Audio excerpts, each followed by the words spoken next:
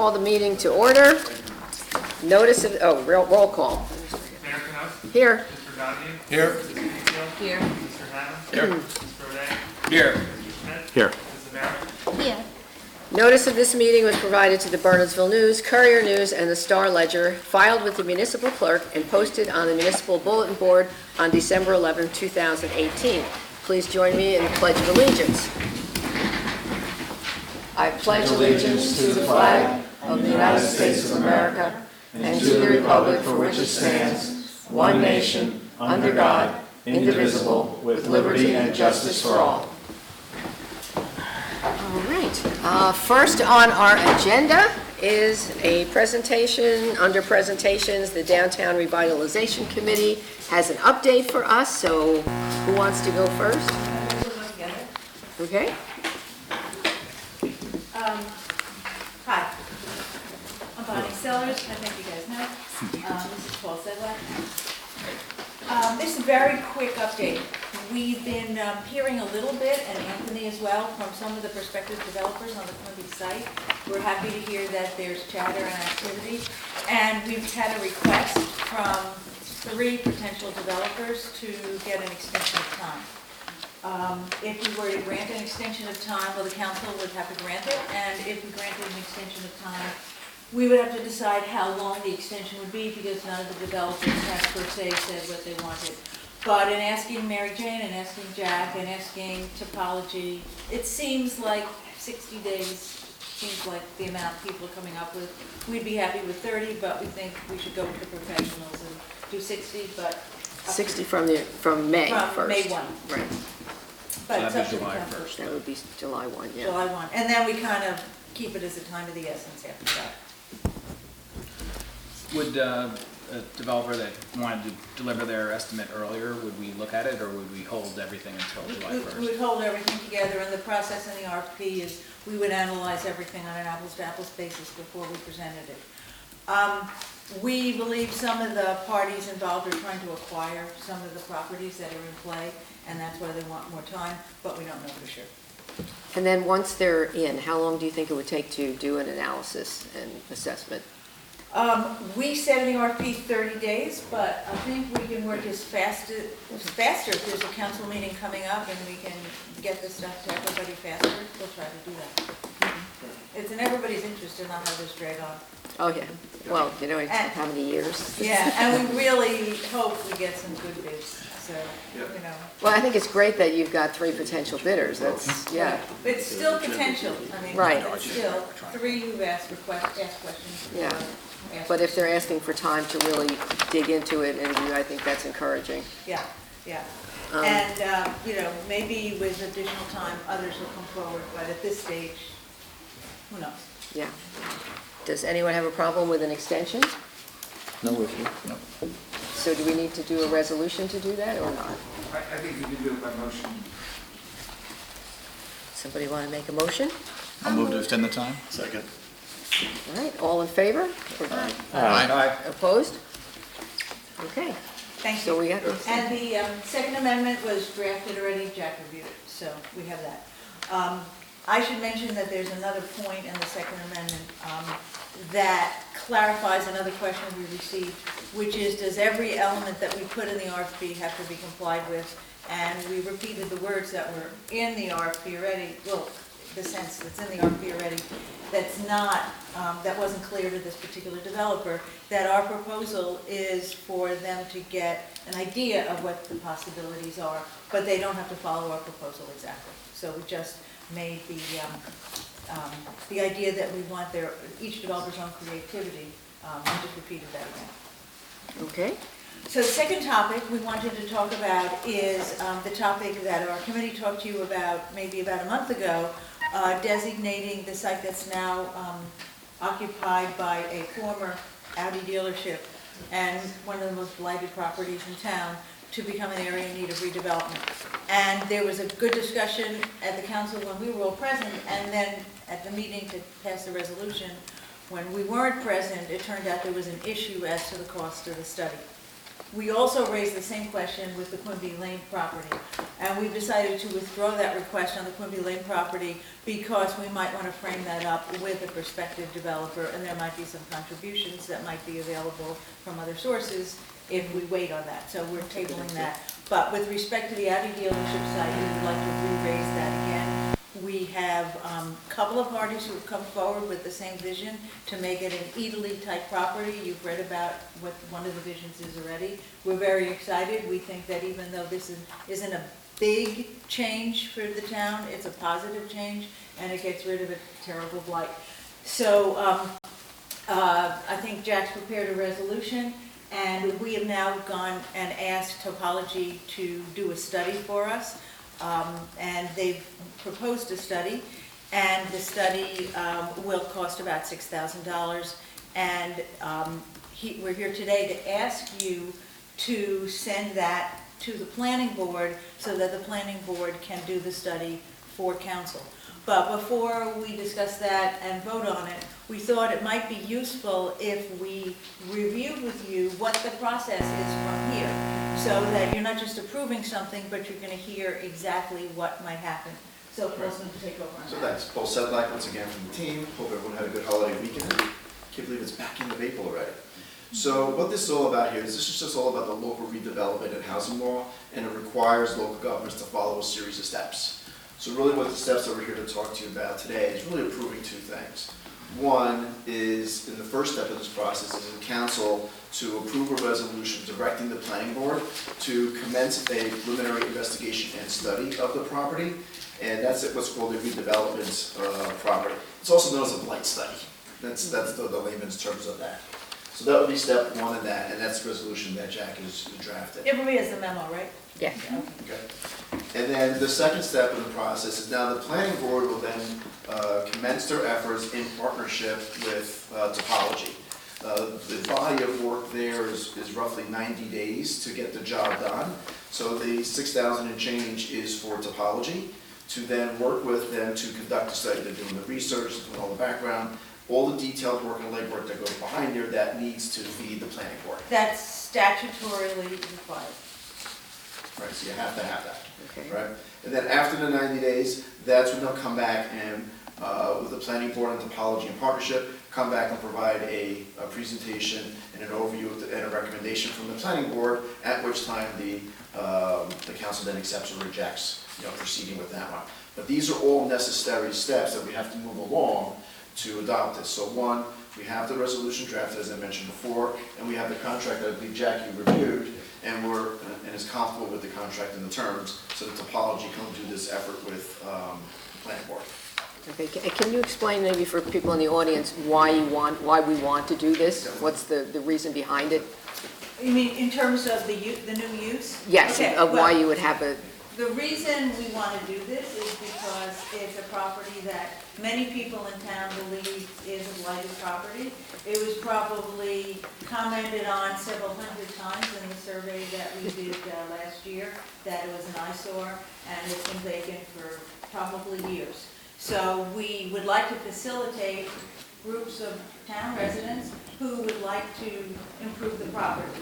It's interesting that the same use came through from a couple of different potential users to turn it into an eatery. For those people who don't know what an eatery is, it's in Manhattan on 25th Street. You gotta go, it's really fun.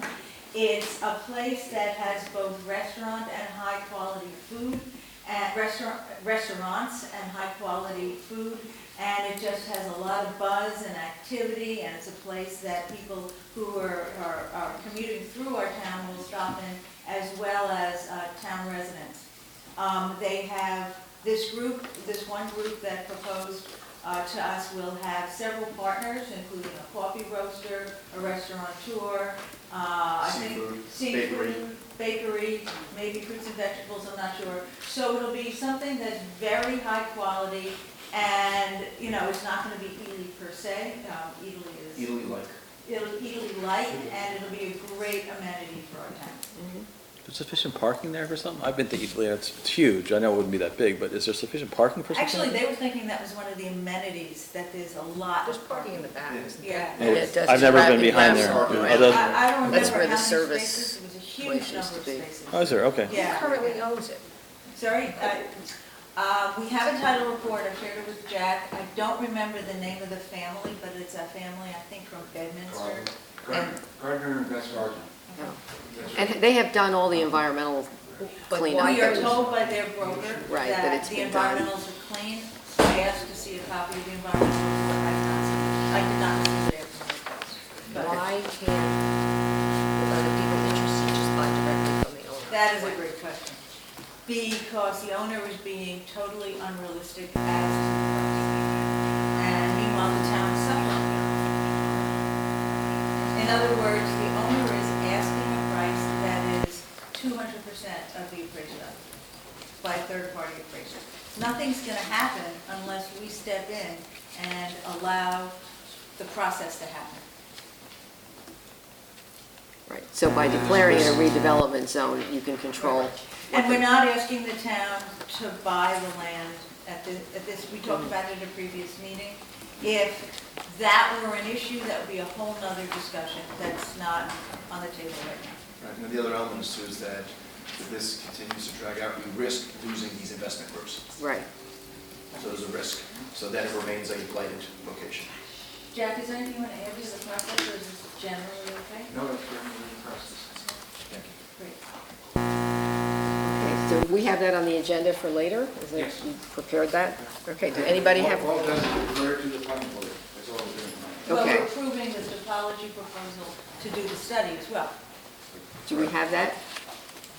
Well, there's an issue with how I certify the funds when these particular funds are not in the current budget that's before you to be passed.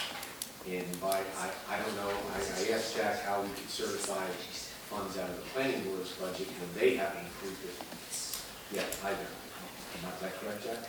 Right, the planning board will have to approve the contract. Well, of course, the planning board should approve the Okay. contract, but that's a At that point, different Ralph, question. we have to certify. Right, so at the moment, we have a contract on the train station, and Topology is willing to move some portion of that to this study. And you already approved $750 for this property, so we're probably about $2,000 short, something like that. So it wouldn't be the whole 6 days. I know we had 33,000, I think, in the budget. And that was for a series of. Right, That was for a and have series we of projects. committed all those already, or? We've committed whatever it is that we asked for. in Except for advance. what you just mentioned, the Right. 3,000 from the one Could be moved over. could be to moved this. over, and then And 750, 750. it was already for this. So 3750, so So that leaves a that's little over 220. 2,000. Right. So, Jack, or Ralph rather, the question is, we'd have to find the money within the existing budget by moving something off. Is that right? That is correct. If the finance committee agrees to do that, that's fine, but at right this moment, I don't know where that's going to be yet. So- Right. Well, can we we'll start with the first step of approving the resolution to send it to the planning board, and we Yeah, can do but that. that's not useful. I mean, we take it to the planning board Thursday. That's not useful for us to bring it to the planning board if they can't start the ball rolling. So we really need to have the proposal to do the study at the same time. But that would have to be approved by the planning board Thursday. Absolutely. So Ralph can find funds before Thursday, they could do it Thursday. If he can't, then, because it has to be certified in writing prior to the adoption of the resolution authorizing the contract. From the planning board's resolution. Okay. So all we're doing is sending it to the planning At board this tonight. point, that's correct. That's all we can do at this point? Yes. Well, we can approve the transfer of the money to be used for this purpose, right? Not till we find it first. That's fine. No, 3,000 is But already. between now and Thursday. Thursday. So what would need to be done to say, hey, if the planning board now approves to proceed, and between now and Thursday, the 2,000-ish and change is identified, can they then proceed on Thursday? What would be the process to We do that? can't transfer money until November, so Ralph has to find the money in a appropriate line item that can be applied to this project. But So they no can action is transfer the 3,000, or the 750 and the 2,000, whatever, we can we approve transferring that over? needed. So they can start Yeah, good, that's good, it's a 3-month Yes, process. yeah, that can do this. Yes. Okay, good. But would we have to approve the entire contract, the proposal? No, because The the contract council's is, not going to approve the contract. no, wait, Oh, you should. planning board's approving the topology contract. Right. Got it. But the contract is in phases, so even if the contract were approved, it could be canceled after the first phase. Okay, Which so is- we can at least have them start it Yes, with the money we know we have, right? yes. Okay, And then maybe by Thursday, we'll know where the rest of it is. Perfect. okay, good, so that, That's what we did. yeah, Okay? Okay? excellent, so then you can at least get it started. Perfect. Okay, And you're going this Thursday to the planning board. yes. So Okay. by motion, why don't you approve the reallocation of those funds as outlined by Bonnie? That they already have. That they already have. Right. Yeah. It's just a reallocation from one contract to another. So I move that we reallocate the $3,750 that's already been. 750 is already for this project, so. I move that we reallocate 3,000 from the train station portion of the project to the Audi dealership portion of the project. And as a result, they Second. can't proceed on the train station portion. They can proceed They on cannot proceed on the train station. No, they can't. Cannot. No, that's phase 4 of the train station. Okay. They're already Oh, working. we're already started. Oh, okay. Yeah. It's all timing. Yeah. Okay. I stand corrected. Thanks. Okay, so we had So a I- motion and a second? Second. And I can assume that's roll call because it's financial? Yes, I would, that's it. Mr. Donahue? Yes. Ms. Greenfield? Yes. Mr. Hammond? Yes. Ms. Roday? Yes. Mr. Schmidt? Yes. Mr. Mayor? Okay, Thank you. And you refer all resolutions in the consent agenda. excuse me? The resolution rest. referring to the planning board is in the consent agenda. Right, that's later on, but we'll do Yeah, that. we're not there. there. Yeah, So will someone advise us before Thursday?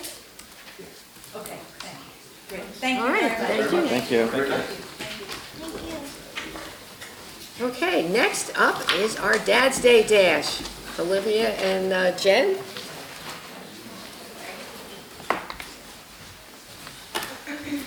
Hello, everyone. Hello? We are downtown Bernardsville. This is Jen Morrison. She's my chair of our 5K, aptly named the Dad's Day Dash. I'm Olivia Manning, president of downtown Bernardsville, and we are in the throes of planning the event. We have a bunch of registered runners already, and we are kind of well underway. So this is something that's looking like it's happening. So we wanted to come to you and talk to you about the actual location of the event. Jen has some specifics on the exact location as well as some information we have communicated with Cheryl in the rec department as well. So I will pass that on to you about. So we're looking to start the race by the middle school down that back end of the parking lot. And then the race will head up Chestnut, Mendon Road, down Lloyd, Hardscrabble, and come back around Chestnut to finish where we started the race. We met with Lieutenant Remian. We talked about the race, the route. He finds no problem, minimal road closures, patrolled area. We've already talked to Cheryl and Anthony about using the fields, not the polo grounds, but the fields, for starting the race, doing a little warm-up. That's kind of like our corralling area. We're going to run some kids events in the fields there as well. So the rec department is on board with us using that area. We've talked about porta-john use, what we need to do for that, trash removal, all of that stuff is pretty much in place. Yes, we do have an insurance policy as well, so it's not on the borough necessarily. It's just a question of being able to use the space, which Cheryl wanted us to make sure we confirm with all of you that we can go ahead and use the school grounds for hosting this event. And there's nothing else going on there. so Nothing that's- else is going on. We assured Cheryl that we will be out of there no later than 11:30 so that we won't affect parking for the pool. We've already talked to, again, Lieutenant Remian. If we need to do some street parking, he's willing to help us figure out, where to put signs for parking and everything. What time you started? 7. Registration. Registration. The race starts at 8. Okay. Kids events will be around 9:15, 9:30, and We will be pretty much done by the time the PBA has their car show starting. Right, and you're going Which to be we're- doing your awards at the car show, is that how you, We'll probably end up doing it there on the spot, just in case Okay. people decide Don't, that they they don't, don't. we they don't also wanna may go back. leave, we Yeah. want them to be able to get their Yeah, awards right. and not. They may not wanna wait, some people are really anxious about getting their Yes. medals. I've had some questions As already. soon as Really? those times come up, they want their They're award. that sure they're winning, huh? Yeah. Oh, yeah. What's the date again? It's Father's June Day, 16th, yeah. is Father's Day, right. yep. And, yeah, again, we're trying to promote with the PBA so that it's a full day Yeah. of things to do for Father's Day, so it should be fun. Okay, is there anything else you need from us as the borough, or You want a sponsor? we're not allowed to give money to nonprofits? You have to sign up to run. Yeah. Yeah, council can have a team, the borough team. I mean, whatever creative aspect you can throw in there, feel free, we're open. As of right now, I think we're set. I know we had spoken a little bit about trash removal in some Right, way, and- if the borough is Yeah, able to and help us at Doug all. said we're gonna be doing that, so That's awesome. we'll take care of that. That's a huge help. Outside of that, I think we're pretty much good. We're more than halfway through our sponsor goal at this point. Oh, good. Again, we have a bunch of runners registered already, which 2 months ahead is pretty decent. Mm-hmm. So we're looking good at this point. Great, good to hear. Training class starts this week, so there's. This week? Yeah, Training doing a class. training class That as goes well. along with it, so that A starts. free training class as free, part yeah. of the So mayor's there's a running wellness program campaign. and then a training class that goes along with it. Yeah. Yeah, this is not a little thing. Where and when is the training class for people? So the training is online. I provide them with the workout, and then they complete that portion of it on their own. And then Thursday nights at 7:15, we'll meet at the parish house for 45 minutes. St. Bernard's. Same, yeah. This week. This week, yes. Starting First this class Thursday. is this Thursday night. And that's kind of more of a stretching, training type. A What are you doing? little bit of everything. We'll do some balance work, some conditioning, some core work, everything that you need to be a strong runner. Yeah. And focus she's on good. core work. She teaches at the Y, taking her classes. All Actually, her levels. classes are too hard for me. Is this all on the website? Yes, downtownburnsville.com is Yeah. there. Yes. Is it on the borough website? You can get to downtownburnsville.com through the borough website. Yeah, I'm happy to provide any additional information if the borough website needs that information, but it is all there, so. Well, thanks for organizing it. Anything Thanks for else? the work that you've put into it so far. I'm excited to do it. Yeah. yeah, This is fun should be stuff for fun. me, I love it. Thanks for making it pretty flat, too. Pretty flat. Just a little, Yeah. just a little bit, just a little bit at the end. A Yeah, little bit at the end. But it's the Bernardsville Mountain, so we're Yeah. throwing that in some of our marketing and promotion, saying, the beautiful hills of Bernardsville Yes. to make it. yeah, well, it's a nice area to run in. It It is. really is. It's pretty there, so. And hopefully it'll be a nice day like it was last year. We didn't get to do the race Yeah. last year, but it was a gorgeous day, so hopefully Yeah. we'll get the same. So, Any other questions, comments? We good? Thank you. Excellent. Thanks for coming. Thank you. yes, so that's a yes, right? We can use the space? Use Yes, the space. that's a yes. Okay, great. Thank good. you. Thank you so much for your time. Thank you. Thank you. Okay, we have next approval of minutes, March 25th and April 8th. Motion. Motion. Second. Chris seconded. All in favor? Aye. Aye. Opposed? Abstain? Okay, minutes are approved. At this point, we now open the meeting to the public. It's an open session. For comments from the public, please limit your comments to 5 minutes. And walk up here to the microphone, just give your name and address to Anthony so it's in the record. And we ask that your comments be respectful, and we'd love to hear from you. So whoever wants to come up. Anybody?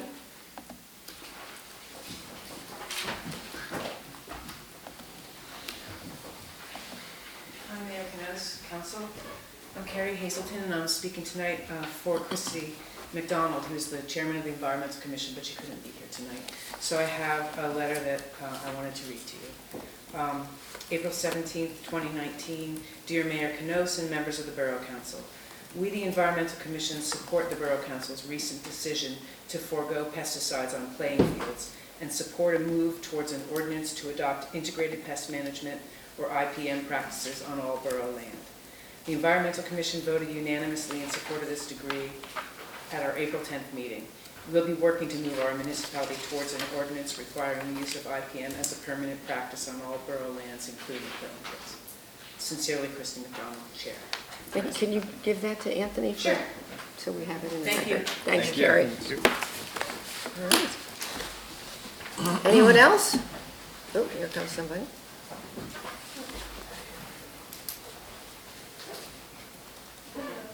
Melanie Moran, 32 Liberty Road. First, I'm the third grade Girl Scout troop leader, and we've been talking with Doug and the mayor and want to propose a native plant garden in the corner of Pine Street Playground. So I printed out 3 copies.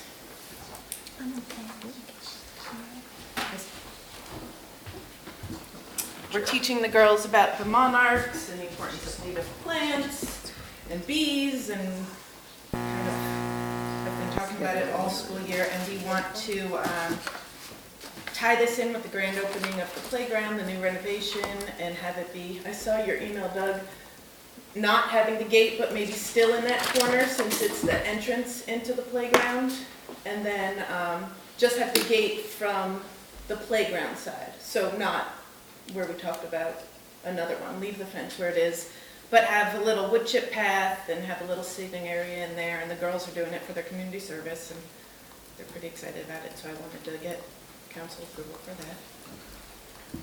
Can I ask a question? Yes? I know nothing about butterfly gardens, so Yeah. full disclosure. Do they also attract bees? Is that gonna, was that I be mean, a there potential? are other pollinators, yeah, there would be. Would that be a potential problem for all the kids who are in I the don't think any playground more area? than like the snack stuff that the kids have at the playground. Well, and I think it's far enough away from the actual equipment. It is. It's kind of nestled in the Yeah. corner, so. Okay. And we've also, I've taken the Monarch pledge at the urging of the Green Yeah, Team. yeah. So we're committed And the to, troops are gonna have a creating table at this habitats. Saturday's event, is it the E? yeah, So we'll have a better drawing, I didn't have time this week, but a better drawing Yeah. to kind of raise money. They're gonna collect to get the plants. We have donations of native plants. and milkweed is a big one for, I think it's a great idea. Yeah, yeah. yeah. And I mean, ideally, we'd like a little seating area. Maybe it's just stumps at first in a circle, but something that the kids could walk around and identify. Maybe the kids make the markers of what the plants are to identify and the different species. The black swallowtail is the native butterfly for New Jersey, so particular plants attract those, particular ones I know that. attract the monarch, so that's what the girls have been learning about. And Keith Kyling was very excited about making a bench, Yeah, yeah, so, yeah, chainsaw and a stump and some Yeah. little mini furniture to, it would be really yeah, the good. kids can have it as a little gathering area and they can use it for meetings and other stuff. And right now, nothing's happening in that corner, right? It's just, No, I mean, Right. the renovation looks beautiful and this area is kind of still Yeah. empty, so it'd be nice to do something over there. Yeah, sounds like a great idea. we good with that? Yep. Yes. All right. So What do you need from Can I us? have another 5 minutes? Sure. So that ties into the petition that I started for the no pesticides in Bernardsville. I don't know what the process is gonna be, but I did print out a cost comparison that I emailed everybody for organic versus conventional. I don't know if I give it to someone. I also have the article that I had sent you guys. And then before and after photos, I know there's concerns. We're meeting with the Somerset Hills Little League board on Wednesday. I don't want people to not have their concerns addressed, but I think it would be negligent of us to not also consider the health factors. So these are before and afters of other towns that have done an organic program. I'm not saying, stop synthetics and not do anything else. I realize it's going to be a transition, but in 2016, when we had decided to do all organic, we switched back to synthetics, and I think if we had given it the time, we would have been able to see some improvement. So I'm hoping that we can give it the time this time, possibly talk to a true organic company and get a comprehensive program, because I think it's important. Well, the one thing with something like this, we have to go out to bid to have the company, so I think what's key is really having the specs written properly, so Right. that we get what we want and everyone is Right. equal I in their agree. bids, Yeah, so yeah. I mean, that we get a qualified bidder that way. right. So we did discuss this in Public Works this week, and I was planning on updating everyone with that. Okay, when we get to the I can committee do that. reports. Be done and do- I just wanted to let you know that, Okay. that we, so, My last document, sorry. These are the 7 of 8 things that have been applied to the fields in True Green's program. There's some pretty nasty things. It's not just glyphosate. It's other neurotoxins and other, So are these all pesticides, or are some of these fertilizers or herbicides? the bottom 2, well, pesticides, I should probably It have my says, husband. you say fertilizer. Yeah, can I switch to my turf management husband? Chris Moran, I'm at 32 Liberty Road also. So yes, there are both fertilizers and pesticides on the list. Using the synthetic fertilizers, the main part is they're a salty fertilizer, and there are health concerns with just like a chemically made urea, which is what most of those are. Urea is a naturally forming molecule, but when you make it out of when you make it in a chemical process versus finding it in nature, there are additives and things used to get the urea out of what they're getting it out of, and to make it a more concentrated substance, which is why when you apply a bag of urea, you can put down a much less amount than if you were using an organic, but you have those additives on the fertilizer that are the health concerns. So there are both health concerns with not just the pesticides, but the fertilizer as well. So the question then is this one, this substitute, the rich lawn, does that cover all the things, does that That cover? is part of their program as well, I believe. It happens to. But is that strictly a pesticide, or is that also a fertilizer? Which one, it says You okay. have for two use. columns, one is okay for use, and one, and then the whole list of things are not okay. Everything on this, they use. So when we went through. Our current Yeah. provider, Or right. what they would have been using. Rich Lawn is an organic fertilizer. I guess Okay, maybe, that's maybe I'm not clear. fertilizer. The question I have is the rich lawn, the one single thing in this one column, meant to substitute for all the things in this No. column? No.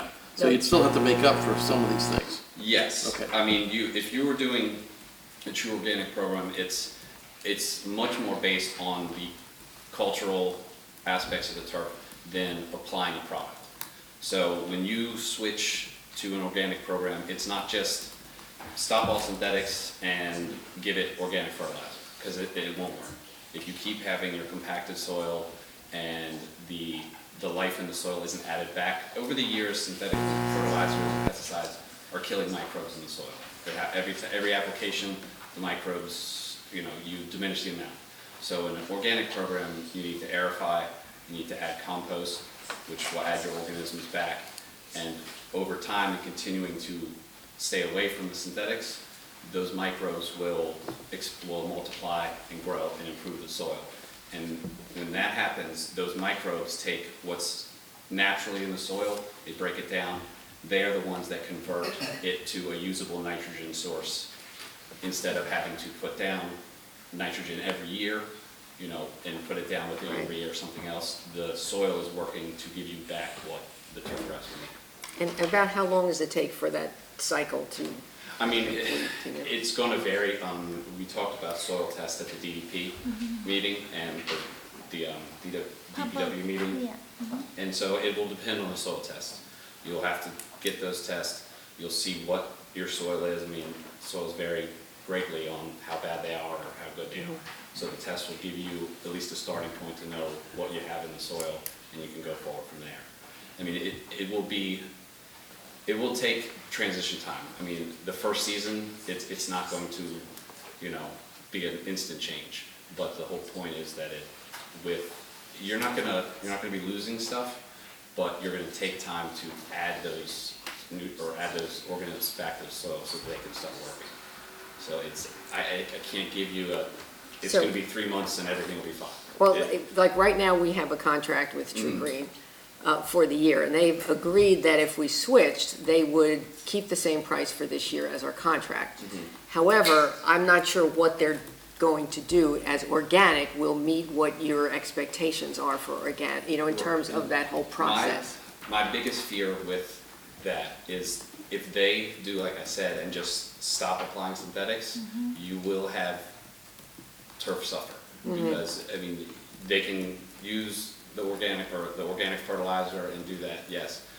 but you still need to add, and you still need to culturally aerify it and stuff like that. I don't know what sort of work has been done on the fields then. I mean, obviously, you're not gonna aerify in the middle of the season, but, Right. you know, whenever the season break is, you know, at the end of the summer or whatever, you need to get on and aerify, and you need to add compost or some type of, I mean, you can do. Sort of like the greens of Like a golf course. Right, right. And then, you know, I know people have voiced concerns too about going organically is going to be more injury risk because of the soil's going to be harder. In all honesty though, the aerification and the addition of compost and organic matter provides a softer soil. I mean, it's, when you just put down a pellet of synthetic fertilizer, you're not changing the soil structure. Everything's going to be the same. But when you add, I mean, if you pick up a handful of compost, it feels better than a ball of clay soil. So it's going to be softer. And if repeated additions to that, you will get a turf grass that is a softer surface than continuing the same. Has there been any, Doug, we have any applications yet? No pre-emergent yet down? We did. Nothing? No, the council at the last meeting directed me to stop all this, that is, we were going to do one pesticide treatment a year, which is generic for us, but we stopped all this, that is, so we didn't do a pre-emergence, we didn't do anything, we did one grass application. Okay. So are we going to have a sea of dandelions out there, you think? With They're up and already there. So okay. I'm just saying, because I know. pre-emergent, organically, I don't know anything about it. Yeah. But what is used as a pre-emergent in an organic system? The turf grass itself, I mean, you can apply corn gluten meals and they act as a pre-emergent. They are clearly not as effective as a synthetic pre-emergent would be. The point is, when you get your grass healthy and full and thick, there's no space for the weeds to come in. So, again, the first year and not applying a pre-emergent, my concern is people seeing the weeds and not, you know, not overreacting, but that's going to be like, oh, we can't do this. But when you aerify and seed in the summer and the fall, and you come next spring and you have a healthy stand of grass with few or little less bare spots, you're not going to get the weeds coming back in as thick and as prosperous. Okay. Can I just interrupt super quick while he's here? We had a very good presentation from Lincoln Landscaping at our Public Works meeting. And the main takeaway from that, which Chris's knowledge is, thank you for coming, because I don't know, like, I'm not the expert. The Lincoln Landscaper and Chris come from the same school of, you know, philosophy on how to manage the fields organically. So the main takeaway was that in order to properly determine what the cost differences are, because I know that's on a lot of our minds as well as taxpayers, right? The cost, the only way to determine is by doing a soil test. And each field would have to be tested. So Chris, as an expert and a resident, has offered to assist with the soil test by getting the samples for us and sending them to Rutgers, which is where the lab is for where they test the soil to see, because it's possible that our soil is very healthy and that the transition would be easy and not as costly as we think, because a lot of the, you know, the fear or, you know, concern about costs, you can't really determine unless you know what you've got. And that was what Lincoln Landscape and what Chris and all the experts say. It's not like a snap your fingers and go organic. You have to see what soil is there. And I've been praying every night that we have healthy soil. Because if that's the case... Go out there and talk to it. Yeah, I'm going to go talk to it. So if that's the case, then it won't be as costly as we think. But we cannot determine until we get the soil test. And it could be different field from field. Right. Yes. So there obviously is a cost involved with the soil test, and if I'm right, he said it's approximately not more than $750. I think it's about 75 per test. It varies from lab to lab, but I think Rutgers is about 75 a test.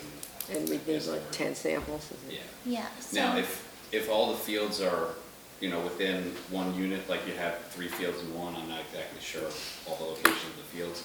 If they You do could possibly, you know, get one sample for 2 fields. You know, so depending on how they're laid out and how close together they are, you could possibly do that. You know, if they're separated by a line of trees and, you know, a decent distance, then it would be better to get an individual test for each one. And how long does it take to get the results back, do you know? I would, within a couple of weeks, they would be able to get you That's results. pretty quick. So my question is that, you know, what do we do in the meantime? Since, like, we don't want to just suddenly switch if we don't know what we're looking at. And we want to make sure that the fields are playable, so I don't know what we do in the meantime. We'll wait till we're done here. Hang on, one second. You want I to? have an idea to your question. As an executive of the baseball board, I'm not speaking in an official capacity. Okay. Chris mentioned that they're speaking to us on Wednesday. Right, I'd like to hear their proposals. I'm not speaking as the board, but I'd like to hear what they have to say. Baseball can make a recommendation based on what they say to our organization. Our concerns are not just the beauty of our fields, but there's the volunteer hours that go to the maintenance of the fields. Doug does a fantastic job of maintaining the fields and the turfs for us. However, we have batting cages, we have warning tracks, we have a lot of other things that require manual labor. So we just like to have the opportunity to hear as an organization what they have to propose. right. Respond Well, you're efficiently. the ones using them the most, yeah, that makes And we sense. serve about 600 families in our town, so we just would like the ability to respond as an organization to the proposal. What is being done to the warning tracks and batting cages now? Is it We spray them constantly or else we have weeds everywhere. in the warning tracks? Because right now we have a proposal of $50,000 to repair them, and we have not raised the capital fund yet to repair our batting cages. So repairing the cages and the turf and the things that are capital improvements that are required, that we fund ourselves. A lot of the maintenance of those fields, we pay for them out of our capital budgets. There are hundreds and hundreds of volunteer hours. There are 100 volunteers. We just would like the ability to respond. And which fields are those specific that you're talking? We Kiwanis? primarily use the Kiwanis field and organization. We also heavily use the Claremont field, where we just put the batting cage and also put it Right. in the scoreboard. And those right now, I mean, in the past have always been synthetic, yes? The actual, Since 2016, when I was moved over to take care of the fields, we've done synthetic on inside the fence, the play areas, the outside areas between the Kiwanis fields, the playgrounds, the pool, those have all been the ridge lawn. And I just happened to be here during that, an executive on the board who made that transition back, so I have historical knowledge as to why that happened, which we'll discuss on Wednesday. Yeah. okay. But again, I'm back to what do we do right now? Didn't we decide that last week when we decided to go with the rich? Well, I lawn? thought that was for the first treatment, I thought it was while for- we were gathering information. Well, what's the Was that schedule for the fair? next treatment? What do we have, Ridge lawn. No, I'm sorry, when is it scheduled to go down? when do we do the next? The ridge lawn, probably, we just did it, we did it right after the last council meeting, so probably. That was the fertilizer. By the end of May. And then what's the next? What's the next thing? End of May, just. Oh, End do of you- May? We just, what we said is we were just gonna use the organic, nothing else. But end of May would be the next time Next to put something treatment. down. It'd be rich lawn, because that's all we're doing. We're just It's doing per the contract, fertilizer? right? But just not determining what it is, end of May is the timing. So the question is, can we get enough information between now and the end of May to Right. make a decision for what the end of Right. May is gonna look like? So we've stopped the synthetics, we stopped the pre-emergence. Got it. And in the, probably around the August timeframe would be the time for the merit, for the grubs.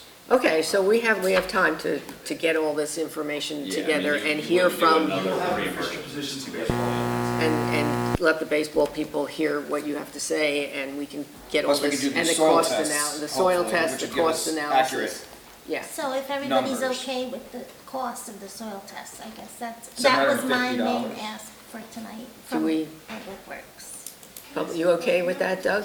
Yeah, so I'll do a purchase order, if council's okay with that, I'll do a purchase order to Lincoln and do the test, we'll get the results back and we'll see what we are. Yeah, and that should give us enough information, so by the time everyone's met, we can decide, which way we're going from there. But are Okay. you saying that Somerset Hills Little League has a different program? You spray separately than what the council is doing? We have a whole program that we have to apply to our fields, because we have dirt everywhere. So that's not, Wait a minute, you're not doing, that's not the true green that we're doing. No. so you're applying something separate than what the borough applies? We do. We maintain our own. Didn't know that. Yeah. And that's part of the discussion on Wednesday. We apply our own, we maintain our own fields. We have for 30, 40 years. I did not know that.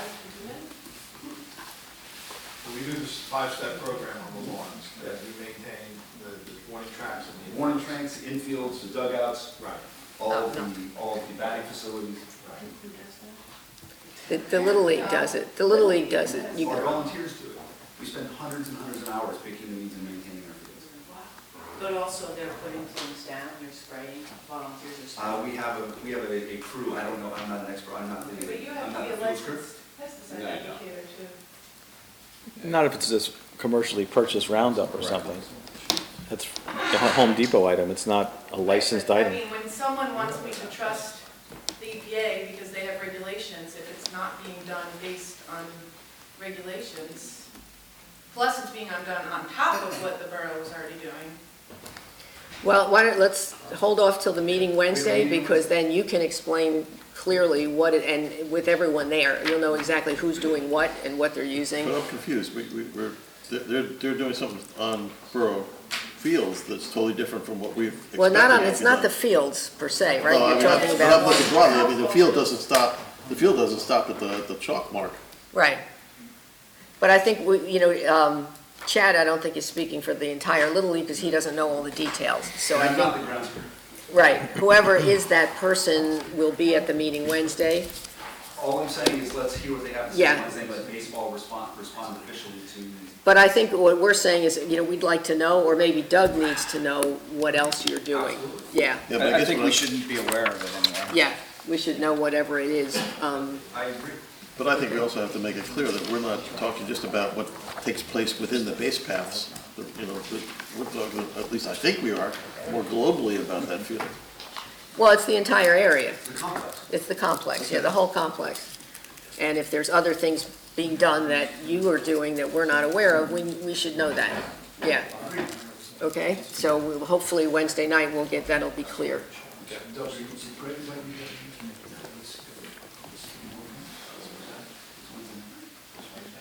This Wednesday. That would be great if Doug can go. Fine, just but you need another meeting done, but no. I think it would be helpful because you would understand what they're doing as it coincides with what you're doing. All right. Thanks, Chris. Okay, thank you. Thanks for the information. Chris, and so it's okay to move forward with the testing of the. Yes. Of the soil? Yeah, we'll do the soil tests and hopefully they will be healthy. Have healthy soil. And we'll see where we go from there. Anyone else from the public want to speak while we still have an open session? All right, seeing none, I will close the public session. I will open the public hearing now on the 2019 municipal budget adoption. Anyone from the public want to be heard on the budget? If I may, Mayor, can I I think we can I should give an do this. introduction and then Yes. we can still have open session? By then? the way, Would there that were be all right? copies, and I think they're all done, if anyone wanted to look at the presentation, but it might be more useful if you kind of go over it. Yeah, I'll walk through and then, that might add to interest or people might have additional comments then from the introduction. So I just wanted to say that the Finance Committee, which is made up of the mayor, Mr. Donahue and myself, met and reviewed the 2019 budget on numerous occasions during January, February, and March, and we worked with the internal staff to create the 2019 budget. The budget was reviewed by the finance team on a line item by line item basis, and the budget contains costs and increases that we are required to pay for, items like contractual increases, the healthcare expenses, pension contributions, and other mandatory expenses and positions that are created by statute. The Finance Committee also recognizes the need for the borough to conduct long-term planning, and as such, we set aside some near-term monies to minimize the variations that would be caused by large expenditures in the future. Those things would include things like fire truck, ambulance, heavy loader, heavy equipment, front-end loader for the roads departments, and also for deferred maintenance. And by deferred maintenance, I mean by doing a certain level of maintenance each and every year, we can hopefully defer any larger costs that might incur over time if we weren't doing regularly scheduled maintenance. The team worked diligently to find areas of savings to offset the increases from these non-discretionary costs, and this effort has resulted in a total increase this year of 1.97% in the baseline operating expenses for the borough.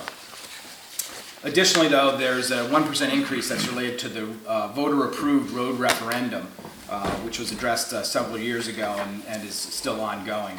So therefore, the total overall increase is 2.97% on the budget, and that's fairly close to what it's been for the past several years, more than 5 years, I think. So the Finance Committee also pursued a rigorous process of communication involving the publication of the budget 1 month ago, as well as meetings with all members of the council invited to attend, where they could review details of the overall budget, ask questions, make suggestions, and we also provided additional information and additional sessions to conduct and address any concerns that were raised during those meetings. Therefore, the Finance Committee unanimously recommends that we support the adoption of the 2019 budget for approval tonight. There's some additional information which might help the public as well if there's specific questions. Two large charts were printed out and are presented on the wall. One of them talks about the municipal budget and the sources of revenue. So the breakdown of the tax levy is the top chart, and what it shows is that the area in blue is actually the municipal budget. The other area, property tax, so when you receive your property tax bill, it's made up of several different categories: school taxes, county taxes, and then your municipal taxes. So the top right-hand chart, a piece of the pie, which represents about 22% of your tax bill, is the municipal budget that we're talking about tonight. The other portions of your property tax bill are driven by the county taxes and the school taxes, which are shown in both the red and the lighter colored yellow pieces of the pie. And there are all some other smaller pieces shown as well. But those are the major points for that chart. The second chart, the one that's a little bit lower and has more pieces to it, is how the budget is appropriated, meaning how the money is then spent. You can see there's several large categories, and then there's a number of smaller categories as well. So if anybody has additional interest, we can look into the areas of spending and how the appropriations are spent. And that's also in our presentation. We have the numbers that are shown in detail, and then there's one category called Other, which at first seems large, but we've broken that out for you as well in the detailed presentation.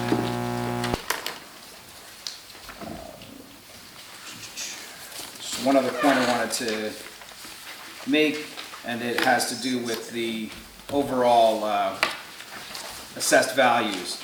And while we have seen, as we have seen in many areas of the United States, an overall decrease since the 2007 or 2008 peak in homeowners' values, we've seen an overall decrease. The decrease for 2019 in Bernardsville Borough is approximately $6 million, which is about 0.3% decline in our most recent year. While this isn't ideal, it's also a little bit smaller than, I think, what is sometimes perceived to be the headwinds that we're facing in this setting.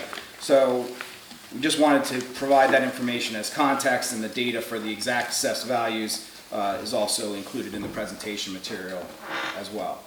So with that, if anybody has any questions, we can address those. I don't know if were there any more copies of this? Chad, you can have one. Anybody not get one that would like to get one? Can we have this posted on our website too, like wherever we post the budget?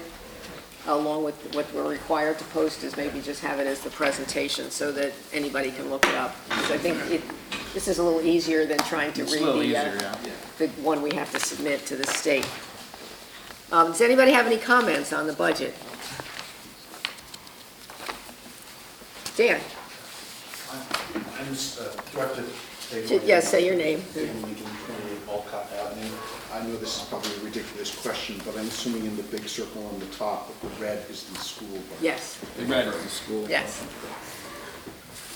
It's like the attorney who actually knows the answer. Yeah, and I think the question people always ask is, well, how much are my taxes going to go up? And usually the easiest way to do that is on the very last page. If you take the rate and multiply it times your assessed value, that'll tell you what your taxes are, and then you can compare one year to the next to see what the difference is. But that's just the municipal portion, correct? This has, I think it had. This has the, I think the overall. The overall? Yeah, well, we estimated. We don't have the exact, I think, for county on this sheet, do we? Yeah, I guess you could break it down by, You you're can do interested each enough one, to- you can do each separate and see how much of each one increased if you use the rate and multiply it times your assessed value. That's how it gets figured. Anyone else? No? Comments, questions? Okay, then I'll close the public hearing on the budget. Do you want to move that? I move that we adopt Resolution 19-89, adopting the 2019 municipal budget. Second. Roll call vote. Mrs. Mara? Yes. Mr. Schmidt? Yes. Mr. O'Day? Yes. Mr. Hammond? Yes. Ms. Greenfield? No. Mr. Donahue? Yes. Okay. Another public hearing. We have a public hearing. I will move to, well, I don't move it, but I'm going to open the public hearing on ordinance 2019-1801, which is an ordinance authorizing the White Neck Road Bank Stabilization Project and appropriating $120,000 therefore from the Capital Improvement Fund. Anyone in the public wish to be heard on this ordinance? I will close the public hearing. Public Works. Yeah, this is one that we talked about at length the other day. I think last meeting I mentioned when I first saw the amount, I thought it was originally 75 to 80,000. And I guess, John, you want to explain maybe the delta between that and where we are now? Sure. The mayor went with us to a meeting down at the DEP. While it was a very amicable meeting, and the DEP was as flexible as they could, they are still very inflexible. And they cut us a little bit of a break on the studies that they are requiring us to do, but there still has to be some engineering studies done, some calculations done. That needs to go to DEP. We need to show what the impact of this tributaries design flood will have as a result of us stabilizing the roadway, present it to the resident, and then get back to the DEP. So there's going to be some back and forth with the DEP. Most of the increase is reflected in engineering fees and applications to the DEP. So would you like to move that? I'll move it, yeah.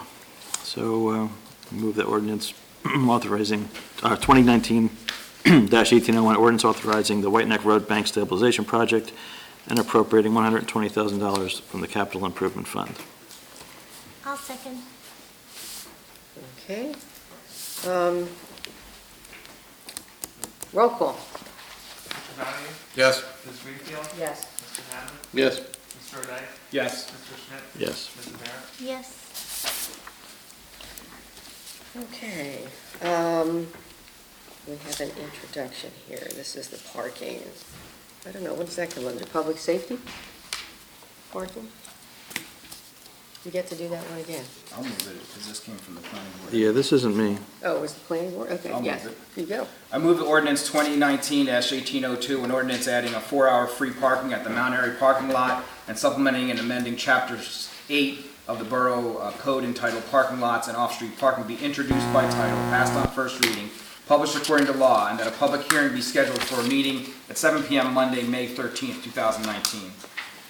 I'll second. Okay. Just a voice vote. Voice vote, all in favor? Aye. Opposed? Abstained? No? Good. All right.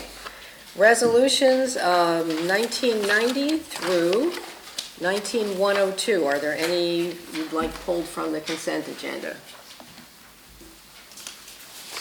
Or anything, questions or concerns or that we need to explain? I'm good. We're good? Okay. Can I have a motion, please? Motion. Second. Okay, so motion and second to approve resolutions 1990 through 19102. All in favor? That's roll call. Oh, sorry, I missed that. Roll call. Mrs. Merrick? Yes. Mr. Smith? Yes. Mr. O'Day? Yes. Mr. Hammond? Yes. Ms. Greenfield? Yes. Mr. Donahue? Yes. Okay, reports. Public safety, or, I don't know, Jack, you don't have any, you have something for us in executive? I do have one thing. Okay. Public safety? Yeah, we just had a meeting prior to this meeting. There's a litany of things that I could go down, but I don't know that anything that really has to be brought up today. Chief, is there anything you want to bring up to light that is of interest? There's a lot of things on the agenda that we talked about tonight. It's in the report, but we're moving along with the efforts to increase our traffic enforcement. We had a successful distracted driving campaign that we ran during the month of April. We're continuing to monitor the electronic speed signs that have been deployed throughout town, and we have, just today in fact, put up the speed signs, or at least one of the speed signs on CD Drive in the area of the schools. That should help with some of the concerns that were raised about CD Drive. There's an awful lot going on in the Office of Emergency Management. We had our annual meeting with the Somerset County Office of Emergency Management. We went over last year's performance report, and we were provided with the goals and objectives for 2019 as far as what our local office is expected to do throughout the remainder of 2019. A list was provided, a copy of it to the Public Safety Committee for review. There's a few things that are priorities that we really need to get straightened out this year, including the creation of a catastrophic animal response team for sheltering domestic animals during emergencies as part of our shelter plan. We need to update our emergency sheltering plan consistent with new guidelines and not directives, but guidance that's being provided by Somerset County Office of Emergency Management. We have to revitalize our damage assessment procedures and our damage assessment team to use the software applications that the county is requesting that we do in order to be able to report damages to the county and up to the state within 48 hours of an emergency. The county is expecting us to train people to be able to do that. So we have a lot of work ahead of us with a relatively small available workforce to do the things that are being required of us. And that's in addition to the regular requirements of maintaining the EOP and doing various other things that they require of the Office of Emergency Management, which is really staffed by a couple of police officers. The LEPC is a volunteer group of people who helps with some of the planning. We did meet earlier this week, the LEPC met and discussed some of the plans for this year. So we have a lot of work ahead of us this year. And we talked about it in a little bit more depth in public safety, and I'm sure we'll be talking about it some more. Thanks, Chief. Anything else? That's it. Okay, we're good on that. Finance Committee, I think you've done Nice. more than enough. Pretty Thank much you. what we needed to report on. Yeah. Personnel, have you met?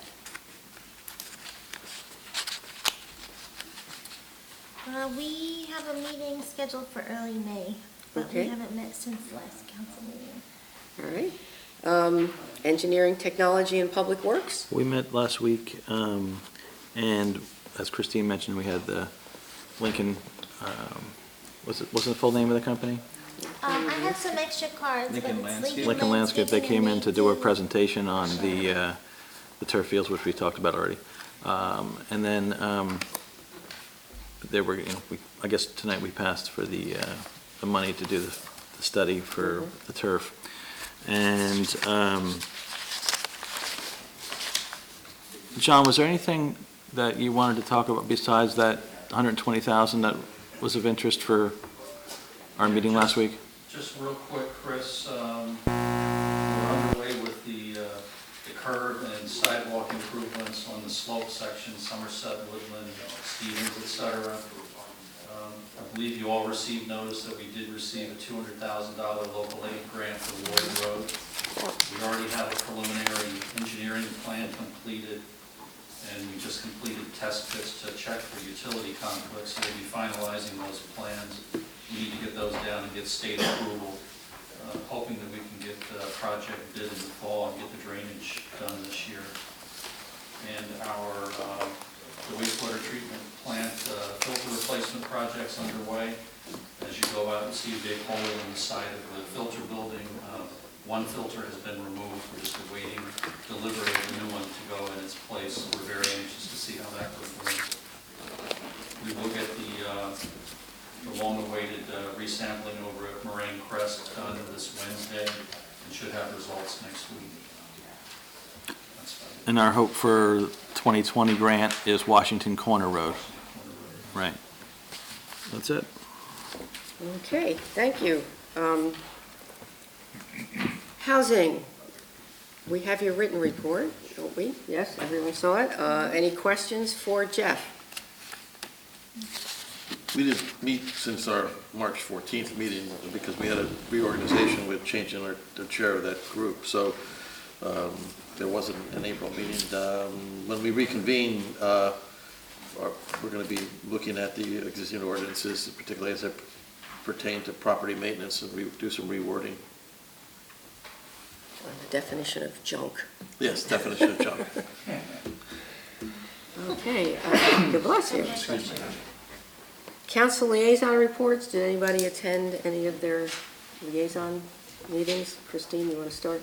I'd like to mention that, the green team is having their e-waste day Saturday. Everybody loves e-waste day because there's a lot more added to the event this year. Melanie mentioned that the Girl Scouts are gonna be looking for some, support for their garden, so look out for them. The Raritan Headwaters sells the well testing kits that day as well. Everything's on the borough website as far as what is e-waste and what you can drop and the hours. You get trees that day too, right? And free trees, Yeah. yes. The Shade Tree Committee gives free trees to any residents who want them. You have to make sure that you keep them alive.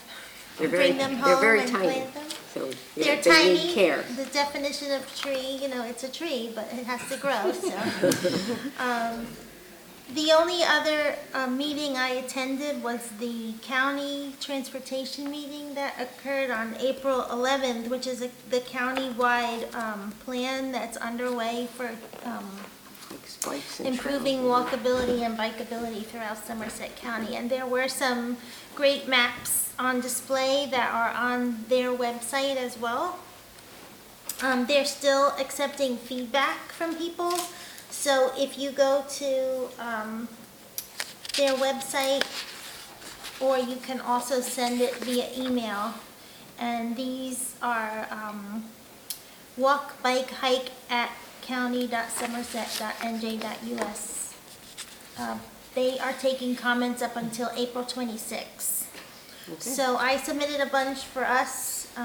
They're working on connectivity between things like the 5 generals' houses and making like a bikeable way to see all the 5 gen. It's pretty cool what they're working on, but they definitely want resident and anyone's feedback. So I encourage people to go look at it. Thank you. Diane, did you have? The HPAC met and nothing that I haven't already discussed at the last 2 meetings. And Board of Health did not meet. Okay. Tom, do you have any? Nope, I was out of town for the last open space meeting, so I missed it. Okay. Yeah, I was at REC on the 9th. I guess the takeaways are May 24th is a pool open house from 5 to 7. Make sure you RSVP because New Jersey has these really asinine lifeguard ratios they require now. So we had no people going to be there, otherwise I'll close part of the pool down. The 16th, you heard, is a PBA car show. And 4:30, the pool discount ends. So get in early to save some money. April 30th is the end? Correct. Discounts, yeah.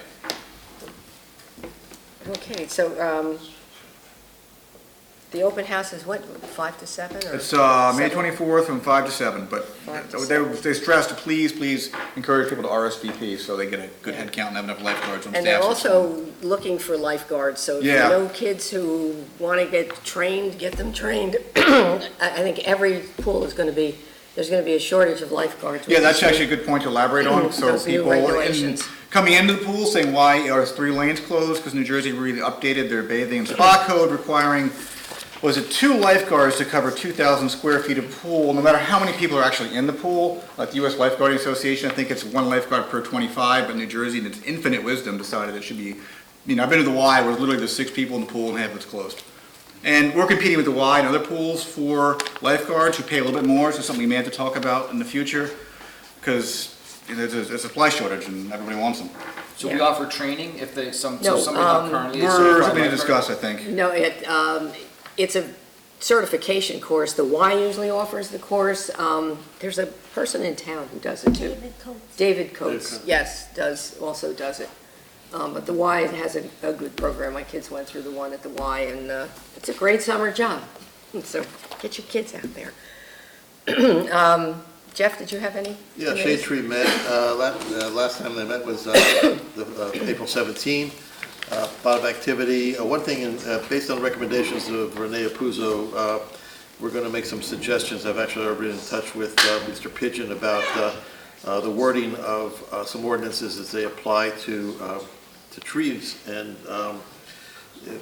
it's now pretty vague, and there's some gaps, which makes it very hard for Renee to enforce it, but at the same time, there's also some room for improvement in terms of making things clear about the application process and getting extensions and getting tree permits. So that'll be something hopefully we'll have before the next council meeting, or at least next 2 council meetings.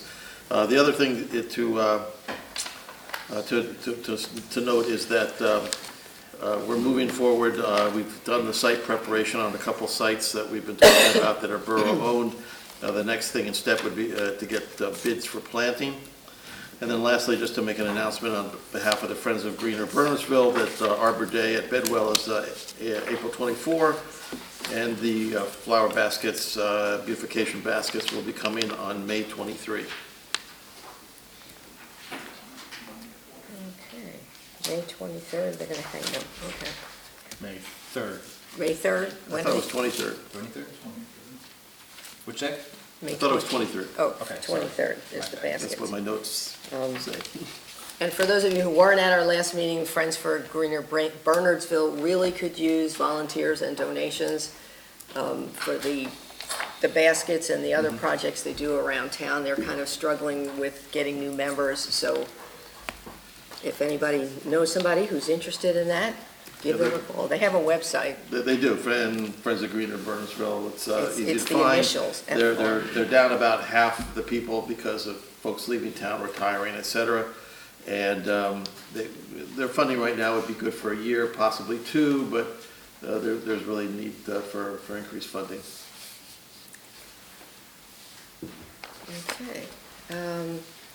Next item of business is the Open Space Trust Fund question. And I think, Jack, you made some Yes. cuts there.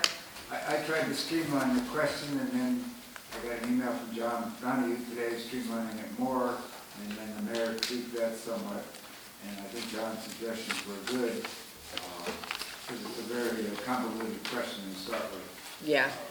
And I really don't think there's any need to recite the entire history of the question, rather just refer to what the present situation is. So the end result is the question would read as proposed. Shall Bernardsville Borough amend the permissible uses of monies raised after January 1, 2020 by the current annual open space levy of 2 cents per $100 of assessed valuation to allow for up to 80% of the money so collected on or after January 1, 2020, when appropriated by ordinance, to be used for the development of any lands or properties included in the borough's recreation and open space inventory and/or acquired with Borough Open Space Trust Fund money for recreation, conservation, farmland, or historic preservation purposes, or for payment of debt service on indebtedness issued or incurred by the borough for any of those purposes, and the remaining 20% shall be used exclusively for the purposes of acquiring lands for recreation and conservation purposes. So the way this question is presently formulated, it allows up to 80% to be used for development. However, 100% could be used for acquisition. And John suggested another change, actually making the explanatory statement longer, but that's probably... I just basically took a lot of the wording from the question and dropped it in the explanatory, because you started reading it and you started, what am I being asked to do here, decide here? So just kind of, Make your hair hurt. yeah, make less, more readable. So, you know, and John, the questions and answers, I guess they were prepared by the mayor's ad hoc committee. John also tweaked the answer to question 3 to make it clear that 80% may be used for development, but doesn't have to be used for development. Up to 100% can be used for acquisition. So it's up to the council to decide on the substance, but that's the way the ordinance is present, or not the ordinance, the question is presently formulated. Did anyone else give their ideas or suggestions to Jack, or any feedback from anyone else since the last meeting? Well, I guess there was some other language other than the ordinance and the whole long stuff. Are we talking about that as well, or no? Just a proposed referendum language? Well, the important thing to get down is the language of the question, because that's what we have to get to the county. I mean, I was traveling Well, last... you get the substance down too. I mean, Right, you bring and the substance first. The threshold issue is the substance, whether that's what you want to do is up to 80% for development. Once you have that resolved, then the language of the question. So it's if we wanted to do the 80-20 breakdown the way it's explained. Or did somebody have a different way of doing it, or want to do something different, or is that? Well, I think there was one alternative that I mentioned last time, which was the idea of just taking like a lump sum and moving it, but keeping the ratio the way it's currently set up. But I'm willing to go with what the majority thinks is the right way to do it. I'm fine with this. Yeah, I think we could accomplish some of the things you're thinking of, Tom, but I think this is a way that also retains its flexibility and the principal balance, so, I mean, I thought it was a good suggestion, so, you know, obviously I'm behind it. I think that the difference would be that if you had the monies at one time, you could do more projects in parallel.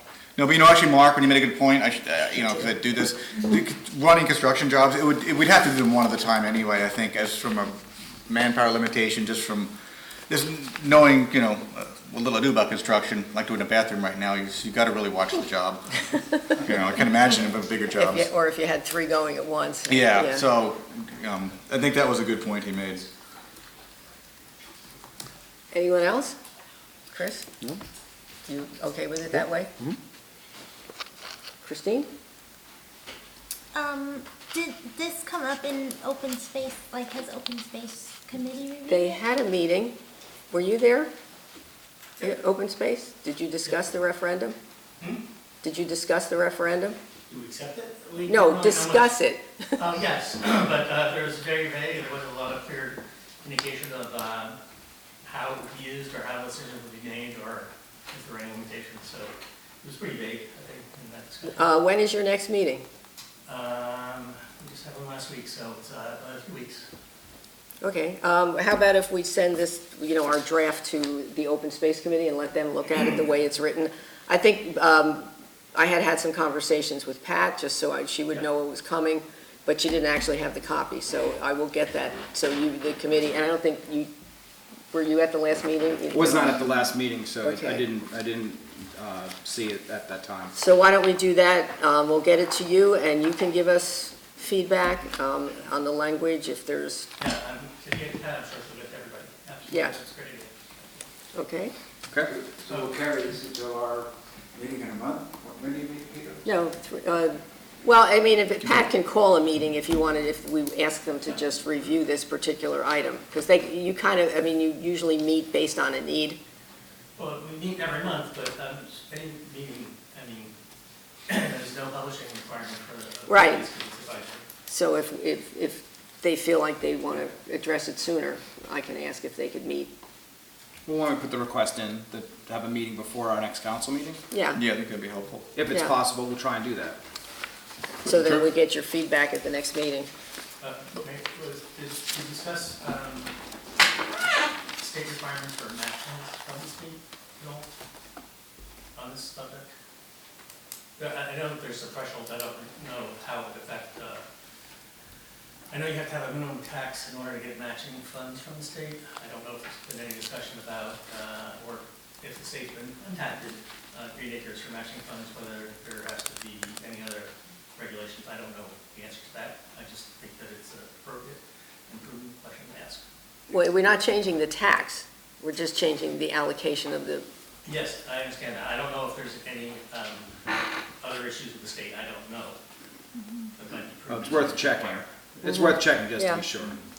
Well, the Land Conservancy, Aaron Siva, yeah, I had talked to him about it, but I'll send him a copy as well and get his feedback. I think but that's a good initially, idea. right, you had said that, he said many towns do 100%. Either where or. it's either or, Yeah. so we Actually should said ask most him. of them do that. Right, The devil's always in the details. yeah.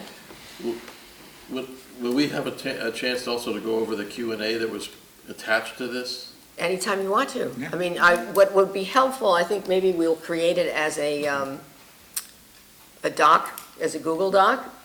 Maybe, can we do that? And that way everybody can add their comments, and it can be a working So you don't want to document. discuss it? I mean, No, I don't think we have to sit and right, go okay, 'cause question by I question. just had a concern about point number 4, but we can bring that up later then. Okay. Yeah, I Go think ahead. if we Back and forth, okay. kind of do it on a working document, Okay, I And that- understood. as a Google Doc, and that way everybody can add their comments, and we can then bring all the comments to the next meeting. What's our time frame for this to get it done? We have to do it by August 16th. Yeah, I think the desire, I think, of the committee was to do it before that, before at least school I'm gets not it. suggesting we wait till August Okay, 16th. gotcha. yeah, no, we don't want to wait till the 16th. Okay, I'll also get it to Aaron. So Yeah, I will reach out to Pat and Aaron and make sure they have a copy of it. So that we don't, yeah, because, I mean, we could sit and go, question by question for hours. 11B, request by NGC Development to relocate portion of guide rail into Stevens Street right-of-way. John, you want to just address that? Because I think you worked that out with Mr. Yeah, Conti. If you read the memo, I think it's pretty self-explanatory, but Bob Brightman and I met with Nat Conti at the site.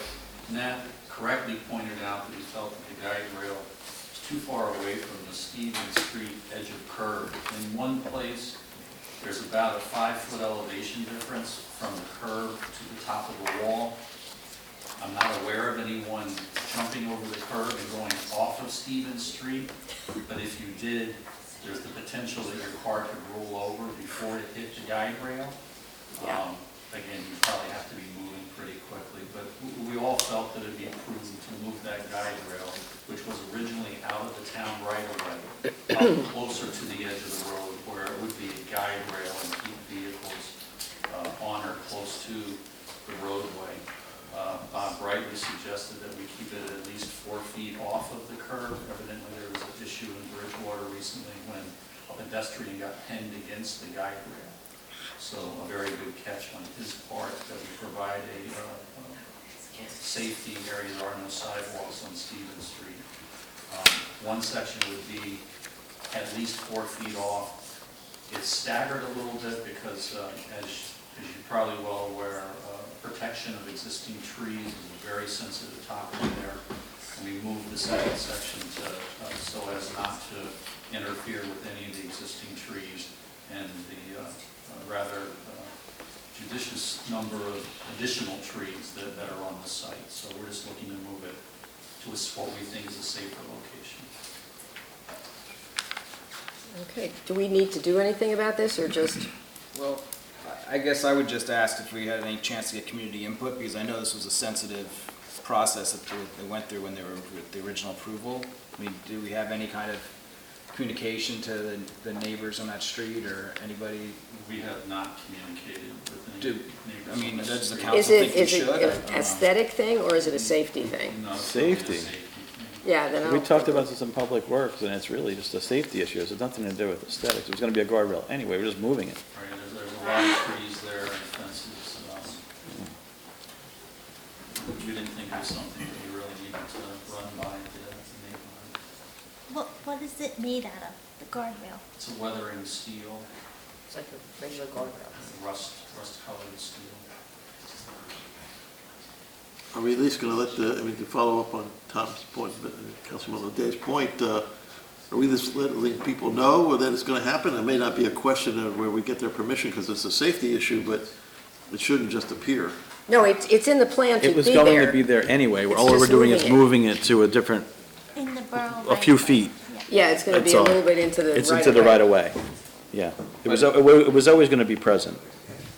But it wasn't gonna be in that same location, it'd be a different location. How many feet No. are we talking about, John? It's the same location, it's just a little further into the right of way, I believe. It's going to be, this drawing is to scale, it'll be moved 8 to 10 feet.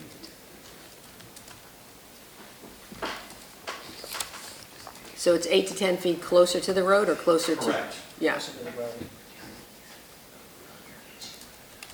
Closer to where a car could potentially go off the road. right. Whereas if it was where it's supposed to have been originally, there was the chance that it could flip and. Before it got to. Right, Right. that's right. Anybody else?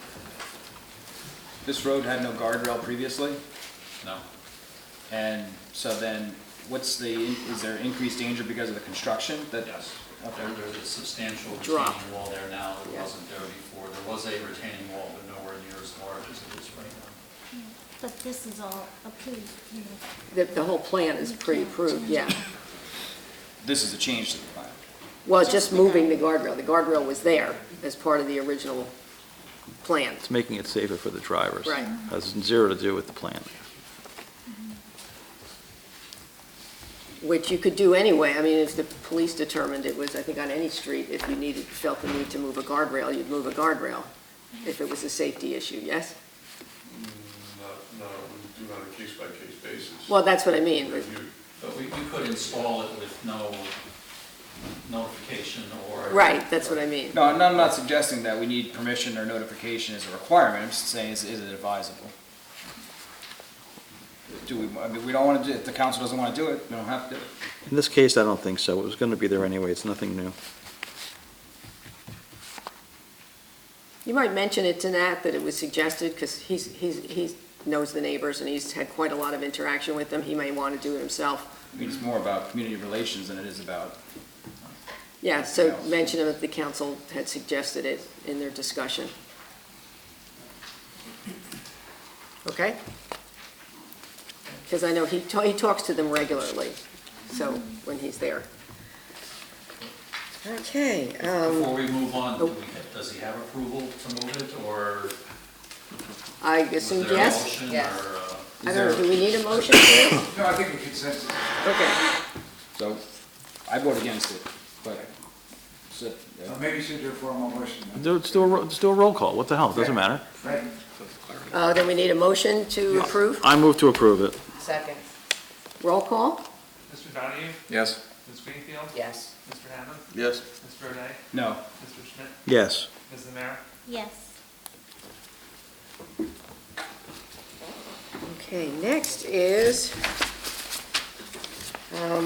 this was a suggestion by the Recreation Department to have a presentation at our next meeting from this company that does aquatic planning and design.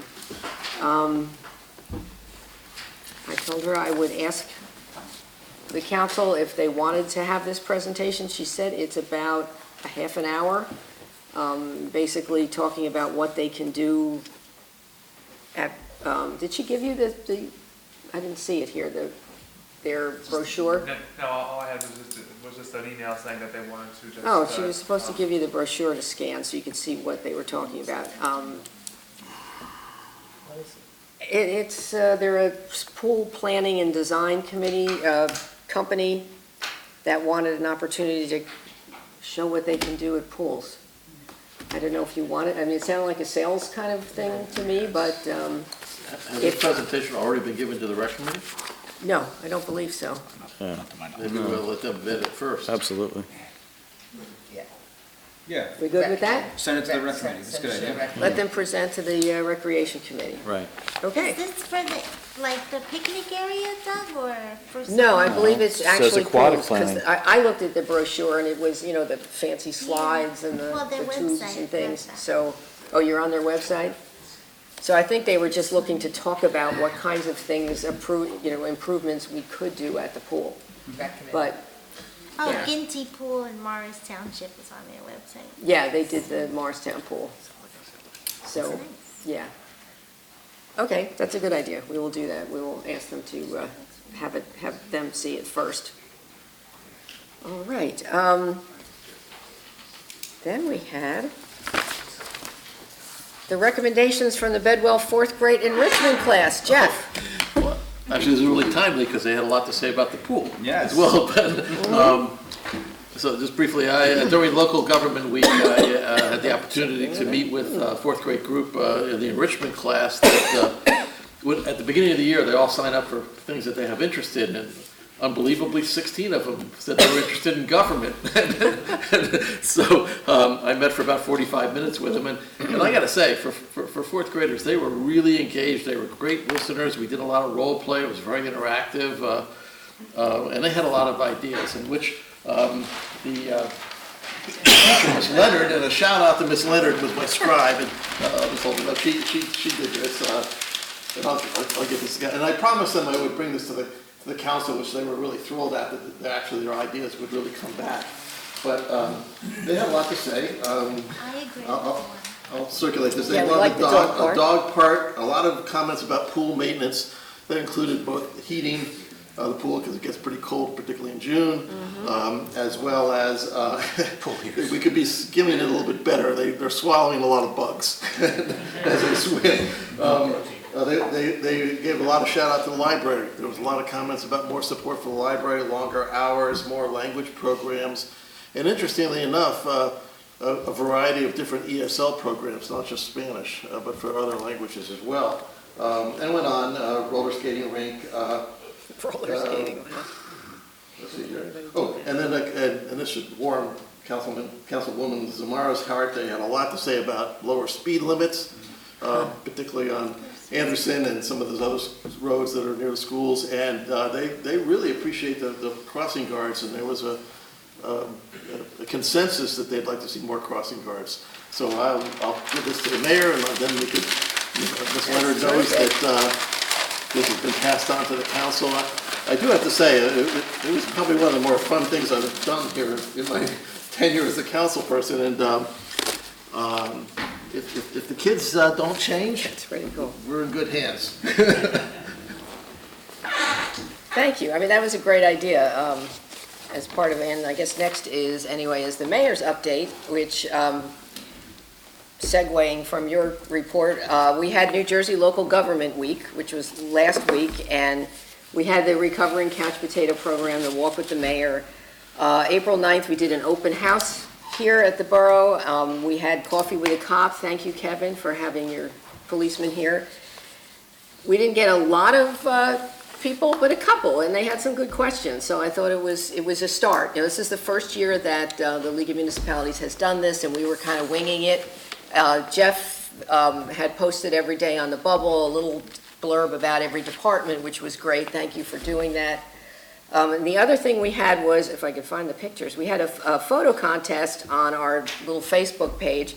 And again, I think we only got 7 submissions, but I thought they were really good. And based on the feedback I got, I think the winning one was the pond at nighttime. And it was actually what we were asking was for photos that exemplify what's best about living in Bernardsville. So there were, I think, 3 people had sent in 7 pictures, and 3 of them, which I didn't realize, was Jeff's daughter, because she was using a pseudonym. And I think hers was the winning.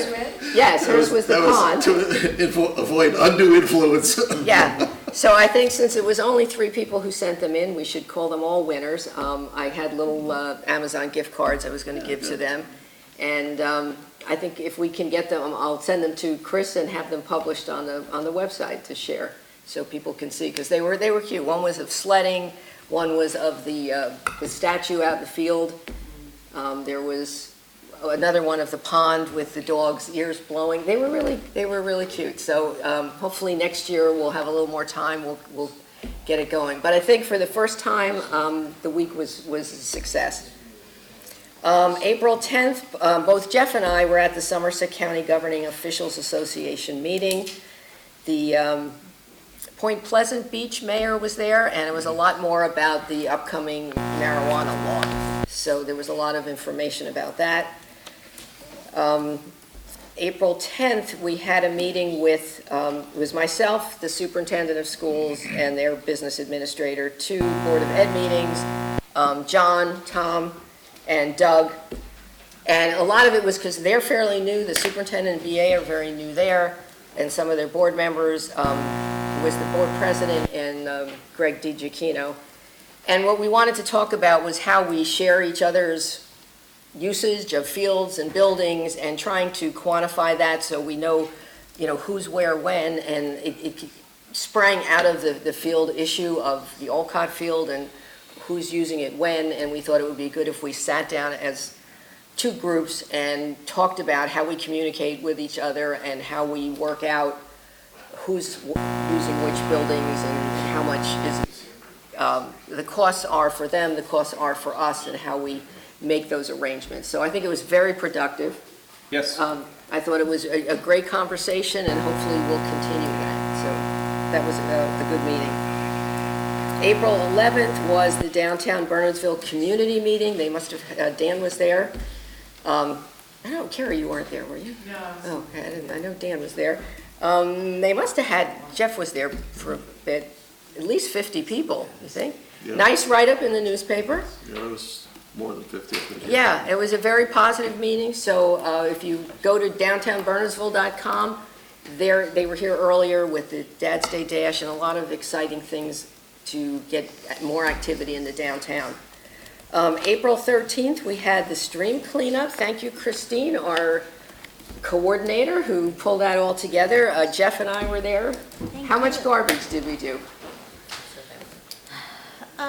It was a big pile. I think Doug was saying it looked like more than last year, right? It was a lot more than last year. We had 2 big corporate teams that signed up. Yeah, one came from Monmouth One County. came from Monmouth County and one was from like the Princeton area. I wanna say. Parsippany. Oh, It was right. Parsippany, yeah. Really? They came Yeah. down here? Yeah, they were 2 Yeah. like teams, for the corporate teams who just go out and they came over. They said there wasn't anything that close to where they are, and that Raritan Headwaters really does good promotions and they're well organized. So they came So up. there were 114 volunteers altogether. Wow. Every park was covered. I estimated the stream distance. They asked us to kind of estimate how much we covered. And it was approximately 4 miles. Moraine Crest was even in there, so a bunch Yeah. of people went in and were very happy to see that, Moraine Crest, even though it's like a little hidden gem back there, it's a very, it has a lot of potential as far as parks in town. People are asked to count how many plastic bags they found, and the total estimate was about 300 plastic bags, like shopping bags. Plastic bottles, 680, 2 tires, a sink, and a toilet. So those are not things that we want to find, but No. unfortunately, year after year, there's always something weird. Yeah. And I just want to say thanks to you guys and everybody who came out. There were, lots of parents with very young children, and it's nice to see that Yeah. people do that. It was great, thank you. April 17th, I went to the YMCA Volunteer Spirit Awards and Annual Campaign Victory Celebration, and that was very impressive. They actually raised over $1 million for their annual goal, and it was just, they do so many great things in the community, so it was nice to see them recognize their volunteers. Okay, that was my report. Do we have any correspondence? I don't think we do. Okay, unfinished business. I just wanted to say at last week's meeting regarding our TIF, We had asked Jack to do some research on administrative codes of other boroughs. He found 3, I think, in addition to Long Hill, that do specify that the mayor approves the budget, the agenda. That was Belmar, Oradell, and Chester. However, I have made the decision not to pursue a change in the administrative code. It's my hope that this past conflict was a one-time unique event because of the subject, and it won't happen again. I think this council has been working well together, and we have a lot of work to do yet, and I don't want to pursue it and waste unnecessary time or create a partisan dispute. It's my expectation that the council members will respect my leadership position and work with me to make sure that our meetings are well organized and productive. If there are disagreements in the future, it's my hope that we'll resolve them through discussion and compromise. Anybody have a problem with that? Okay. I concur with the idea that we should have disagreements resolved through discussion and compromise, and I would say that that's applicable. It's essentially what we did the last time. The meeting agenda item was scheduled for 2 weeks later, and I agree that we worked well together up until this point, and I look forward to serving the people of Bernardsville and prioritizing their needs ahead of anything that's a disagreement in terms of what we were putting on the agenda to talk about with people. Any other unfinished business? Do we have anything else that we have left hanging that we haven't finished? Okay. Any new business? Anybody have anything that they came up at the last minute? Nope. We're good. So now we have another open session. If anyone from the public would like to be heard, come up and speak your piece.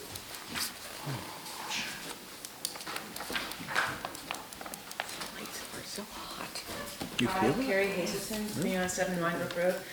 Just in reference to the split, the 80-20 split, the 20-80 split on the open space money and the referendum going forward, would it be possible for the Environmental Commission to get a copy of the referendum wording? Sure. And would you like to hear some comments from us after our next meeting? Absolutely. Okay, Yeah, thanks. good idea. Thank you. The other question I had on that, I was at the last meeting when we talked about 80-20, 50-50, 70-30, and got the report from your task force that had worked on it. And I just wanted to know, what your sense is in terms of that 80-20. Have we chosen that for our number for the referendum because, as was sort of suggested by the person who spoke for the task force, that was what New Providence was doing? Or is it a sense of the kind of money that we're going to need like next year to develop maybe our new properties that we just, I'm just kind of wondering like whether that 80-20 is really Bernardsville based and whether it's on specific things we think we're going to spend or whether we've just kind of gone with what New Providence did. I'm not saying it's the wrong percentage, I'm just saying, is it the percentage that's right for us? Actually, that was not what New Providence did. We kind of took used them as a base for the Q&A more. Okay. The numbers were ours. I think what the committee first started with was 100% either or, because that was more standard for other communities. Mm-hmm.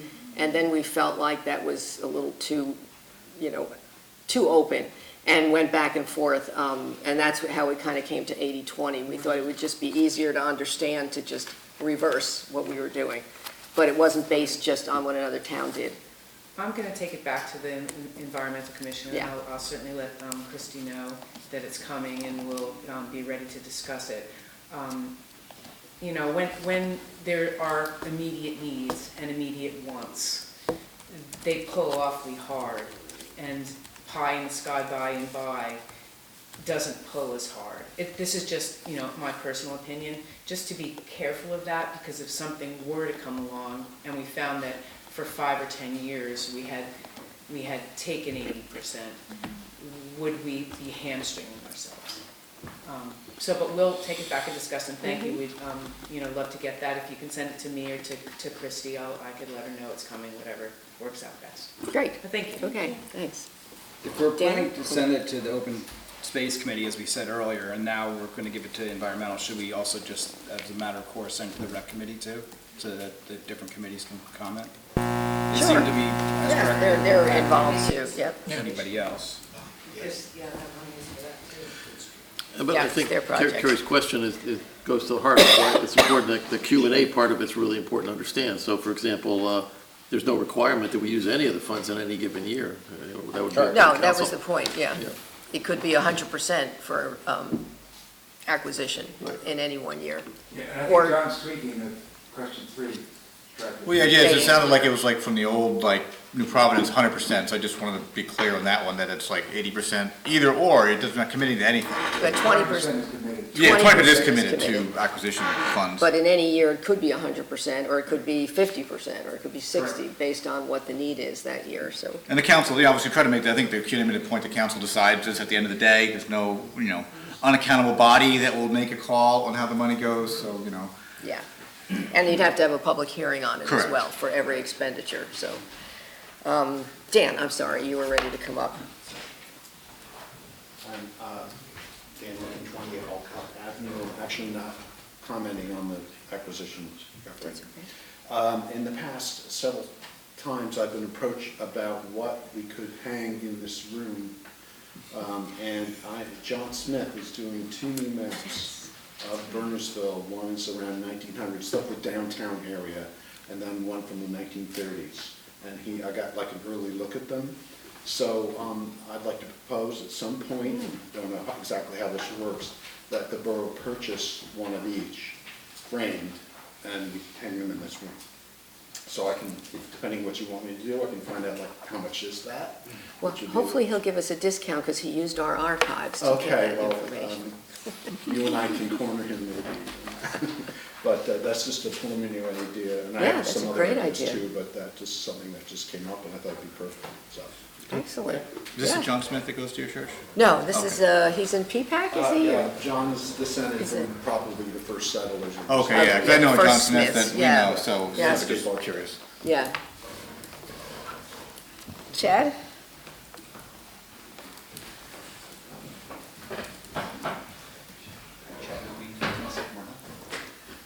Hi, just to respond to your question, and actually officially, all I would ask as a member of the Executive Baseball Board, and to the previous question, is that you let us deliberate and debate and discuss on Wednesday. After that point, you will have an official position from the baseball organization, how we feel about the proposal that's in front of us. We are actually unaware that the fertilization plan had stopped. That was news to us tonight, and if I wasn't here, we wouldn't have heard about that. We have over 500 families that use this field on a continual basis throughout the year. We're the largest rec program in town. We just ask the ability to have an opinion. Absolutely. Although I think Greg de Grand Prix was here last, He was, but he but was. you haven't had a meeting since We haven't then, had a meeting so. since then, and he was unaware Right. that there was an official pass to stop the fertilization problem. I just spoke. Okay, good.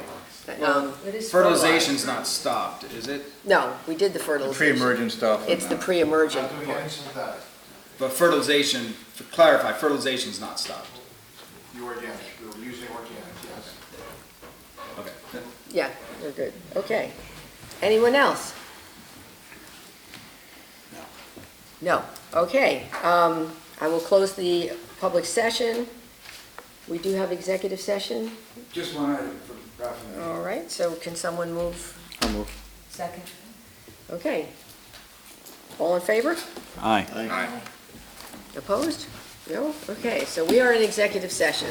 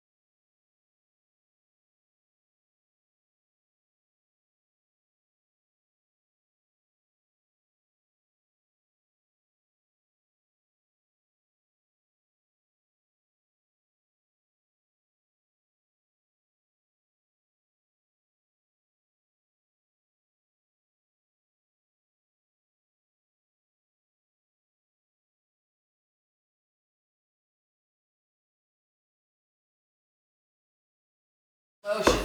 Second? Second. All in favor? Aye. All right.